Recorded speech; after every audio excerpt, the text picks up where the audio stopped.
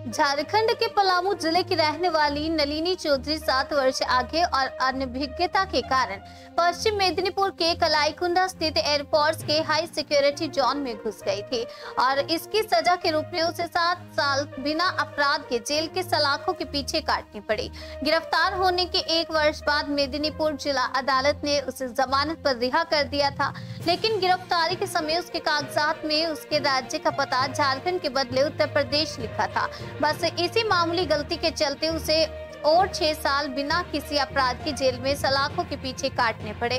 अंततः मेदिनीपुर जिला legal service की तरफ से कानूनी सहायता के बाद दोबारा से नलिनी चौधरी जेल से रिहा हुई और वह झारखंड जिले के पलामू इलाके में रहने वाले अपने पति और परिजनों से मिलने में सक्षम हुई।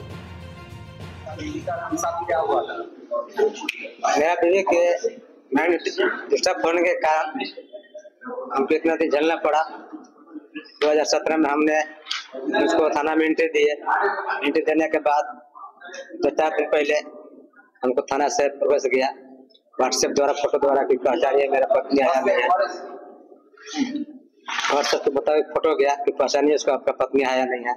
हम लोग पूरे फैमिली मिलकर उसको पहचानने के बाद हम लोग थाना बुलाए। थाना बड़ा हुआ हमको बुलाए कि थाना पर तुम आ जाओ। वो थाना गए तो वहाँ पूछने लगे कि तुम्हारा पत्नी है क्या नहीं है। झूठ सही नहीं बोलना, क्योंकि मेरा सही है ऐसा तो झूठ डाल के क्यों बोलेंगे। तो हमने सही बोला। सही बोलने के बावजूद बड़ा बाबू ने वहाँ से हमको वेरिफिकेशन करके भेजा कि आपको कौन क्षेत्र है, फोटो भेजा वेस्ट बंगाल सेंट्रल जेल के सामने आपका पत्नी वहाँ पर मौजूद है मेदिनीपुर में। आप वहाँ पर चले जाइए। मैं यहाँ पर आया और आने के बाद मेरा पत्नी से भी जो से भूल चुकी थी वो मिल चुका। इस पर हम लोग सब मिले बैठे, जितने भी हम लोग सदस्य हैं, हम लोग इस तरह सुन करके हम लोग खुश है कि मेरा जो गुम हुआ था वो मिल गया। कितने साल बाद ये मिला आपका 8 साल के बाद। इसका कोई बीमारी था? हाँ, मैं नहीं डिस्टर्ब था। आपका कोई चले भी है, लड़का लड़की? हाँ, मेरा लड़का 2 है, एक लड़की है। लड़की को हमने शादी कर दिया है। कैसा लग रहा है में आप आए, आपका पत्नी मिल गया? ये तो बहुत खुशहाली लग रहा है सर। आपका नाम क्या है? मेरा नाम है लालजी चौधरी। স্যার, এটা 2017 সালে নলিনী চৌধুরী নামে একজন মহিলা এখানে কালাইকুন্ডা ডিফেন্স এরিয়াতে উনি প্রবেশ করেন। তার ফলে খড়গপুর লোকাল পিএস ওনার বিরুদ্ধে 447 ইন্ডিয়ান পেনাল কোড আর 7 ধারা ইন্ডিয়ান অফিসার সিক্রেটস অ্যাক্টে মামলা রুজু করে। তারপরে 2017 সালে যখন এই মামলা কোর্টে আসে আমাদের এখানে, তো 2018 সালেই আমাদের আইনি পরিষেবা কর্তৃপক্ষ পশ্চিম মেদিনীপুর থেকে আমরা উকিল বাবুকে দিয়ে ওই 2018 সালে জামিন হয় মহিলাটা।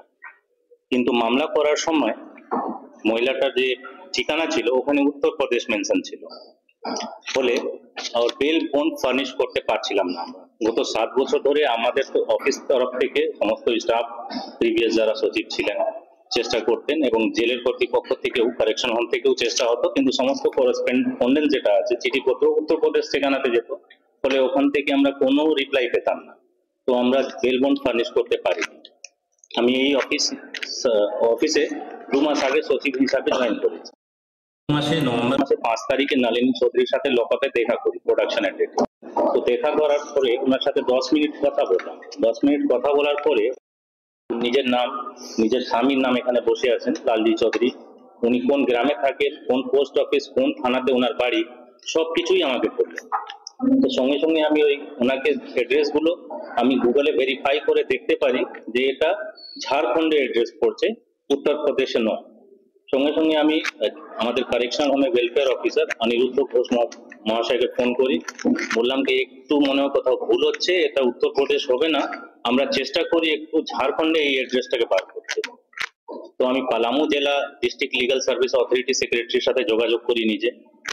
কারেকশন হোম থেকে ওয়েলফেয়ার অফিসার সাহেব চैनपुर যে থানা আছে ঝাড়খণ্ডে ওখানে যোগাযোগ করেন এম রেডিওর মাধ্যমে।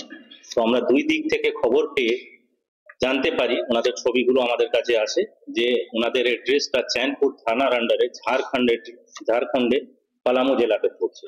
তারপরে আমরা দুদিকেই থানা আর পালামু জেলা আইনি পরিষেবা কর্তৃপক্ষ থেকে ভেরিফিকেশন হওয়ার পরে আমরা সিদ্ধান্ত নিই জেলের কর্তৃপক্ষ আর আমরা যে এবার ওনাদের ফ্যামিলি মেম্বারকে ডাকি তো ওনারা গতকালকে এখানে এসেছেন মেদিনীপুরে আমাদের, আর আজকে সকালে ওনাদের কারেকশনাল হোমে, উইমেন কারেকশনাল হোমে ওনার স্বামী, ওনার বোন এসছেন, মেয়ে এসছেন, জামাই এসছেন, ওনার দাদা এসছেন, সবার সাথে আজকে সকালে মহিলা কারেকশনাল হোমে সাক্ষাৎকার ইনাদের সাথে হয়ে গেছে, আইডেন্টিফিকেশন হয়ে গেছে।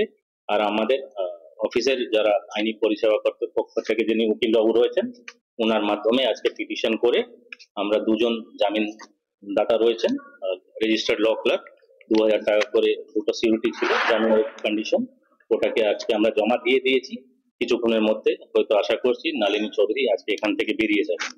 আর নলিনী চৌধুরীকে বার করার জন্য আমাদের নালসা রিভিউ কমিটি গাইডলাইনও ছিল এখানে, national legal services authority guideline. এর মধ্যে 104 জনের নাম আছে পুরো ইন্ডিয়াতে, তার মধ্যে একজন নলিনী চৌধুরী রয়েছে। যেটা প্রথমেই বলবো যে খড়গপুর লোকাল পিএস থেকে মামলা রুজু হলো, যে তথ্যগুলো উঠে আসলো ওই ঠিকানাটা উত্তরপ্রদেশ লেখা ছিল, ফলে জামিন পাওয়ার পরে 2018 সাল থেকে যত যোগাযোগ হচ্ছিল উত্তরপ্রদেশ পাঠানো হচ্ছিল ঠিকানাতে, ফলে আমরা কোনো রেসপন্স পাচ্ছিলাম না, আমরা হোক বা কারেকশনাল হোমের থেকেও কোনো রিপ্লাই আসছিল না। সাধারণত ভাবে যেহেতু ওনার ঠিকানা ঝাড়খণ্ডে পড়ছিল, তো উত্তরপ্রদেশ খড়গপুর, যেটা আগে বললাম, এটা উনি খড়গপুরে কালাইকুন্ডা যে ডিফেন্স এরিয়া আছে ওখানে প্রবেশ করে গেছিলেন, ওটা তো হাই অ্যালার্ট জোন থাকে ডিফেন্সের পুরো, তো ওই এলাকাতে উনি ঢুকে গেছিলেন, সেই জন্য খড়গপুর লোকাল পিএস ওনাকে এই মামলা দিয়েছে। না না না, কোনো ইউপিএন নেই। 447 ইন্ডিয়ান পেনাল কোড আর 7 ধারা ইন্ডিয়ান অফিসিয়াল সিক্রেট অ্যাক্টের মামলা, যেখানে 3 বছরের সাজা আর ফাইন অথবা দুটোই হতে পারে, এরকম প্রাবধান। আমি এই কাজটা আজকে 1 মাস হলো, আমি গত মাসে 5 তারিখে জানতে পেরেছি ওনার ঠিকানা ঝাড়খণ্ড হতে পারে। আমরা এবং কারেকশনাল হোমে ওয়েলফেয়ার অফিসার দুজন মিলে আমরা ওখানকার থানা এবং পালামু জেলার ডিস্ট্রিক্ট লিগাল সার্ভিসেস অথরিটি সেক্রেটারির মাধ্যমে দুই দিক থেকে করেসপন্ডেন্স করে আমরা এই কাজটা 1 মাসের মধ্যে উদ্ধার করেছি। মামলা করার সময় যখন এফআইআর হচ্ছে, একটু যে ডিটেল গুলো ফর্মাল এফআইআর ফিল আপ করা হচ্ছে অথবা যে ভিকটিম থেকে যে ঠিকানাগুলো জানা হচ্ছে, এটাকে যদি সঠিকভাবে তখনই ভেরিফাই একটু করে নেওয়া হয় সময় নিয়ে, তাহলে আশা করি এরকম ভুল বা মানব অধিকার যেটা হানি হয়েছে 7 বছর, এটাকে আমরা রক্ষা করতে পারি। স্বাভাবিকভাবে সেটাকে আমরা যদি তখনই উত্তরপ্রদেশের জায়গায় যদি ঝাড়খণ্ড লেখা থাকতো, তাহলে আশা করি 2018 সালেই উনি বেরিয়ে যেতেন উইমেন কারেকশন হোম থেকে, কিন্তু ওখানে উত্তরপ্রদেশ থাকাকালীন উনি বেরোতে পারলেন না। আজকে আমরা এফিডেভিট ইনারা সব জমা দিয়েছেন, ইনার স্বামী, যে ইনাদের নলিনী চৌধুরীর ঠিকানা, ওনার স্বামী সমস্ত আধার কার্ড, নিজের ডকুমেন্ট, ইনি নিজেই 2017 সালে নলিনী চৌধুরী হারিয়ে গেছেন ওরকম মিসিং ডায়েরিও করেছেন, সমস্ত তথ্য উনি নিয়ে এসে আমাদেরকে দেখেও প্রমাণ করেছেন। ছাড়া জামিন হয়েছিল, জামিন হওয়ার কন্ডিশন ছিল যে 2000 টাকা বেল বন্ড, দুটো রেজিস্টার সিকিউরিটি জমা দিলে তারপরে ওনাকে ছাড়া হবে। এবার ছাড়ার জন্য তো একটা অ্যাড্রেস দিতে হবে, কোথায় থাকেন পরবর্তী ডেটে তো কোর্টে হাজির করতে হবে, সেই ডেটটা ভেরিফিকেশন হচ্ছিল না কিছুতেই। উত্তরপ্রদেশ যেহেতু অ্যাড্রেস ছিল, সেই অ্যাড্রেস উত্তরপ্রদেশ থাকার জন্য তো ভেরিফিকেশন হচ্ছে না বলে আমরা অফিস থেকে আমাদের ল ক্লার্কের মাধ্যমে ওটাকে বেল বন্ড ফার্নিশ করতে পারছিলাম। তো বলতে 1 মাসের মধ্যেই ব্রেক থ্রু হলো, আমাদের ঝাড়খণ্ড থেকে অ্যাড্রেস বেরিয়েছে, ওনাদের ফ্যামিলি মেম্বার সবাই আজকে এসেছেন, তো এফিডেভিট সমেত সমস্ত ইয়ে করে আজকে বেল বন্ড জমা।